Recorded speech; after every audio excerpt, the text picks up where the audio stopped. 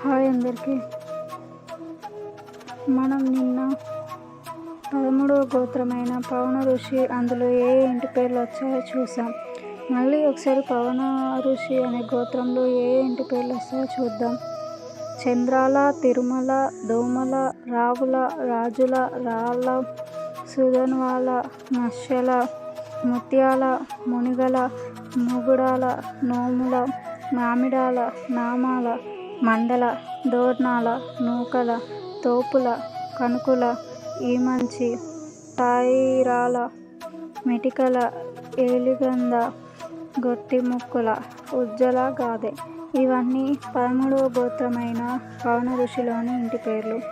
ఇప్పుడు మనం ఇవాళ 14వ గోత్రమైన వైశీన ఋషి, అందులో ఏ ఇంటి పేర్లు వస్తాయో చూద్దాం.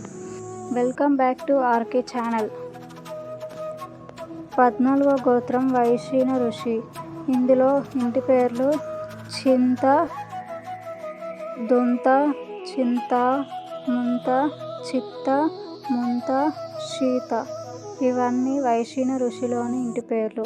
వైశీన ఋషిలో 7 గోత్రాలు ఉంటాయి. అవి ఏంటంటే చింత, దొంత, చింత, ముంత, శీత, చిత్త, ముంత.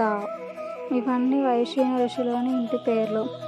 మనం నెక్స్ట్ జమదాగ్ని ఋషి గోత్రం గురించి రేపటి వీడియోలో తెలుసుకుందాం. అంతవరకు చూస్తుండండి ఆర్కే ఛానల్. లైక్ చేయటం, సబ్స్క్రైబ్ చేయటం, కామెంట్ చేయటం మర్చిపోకండి.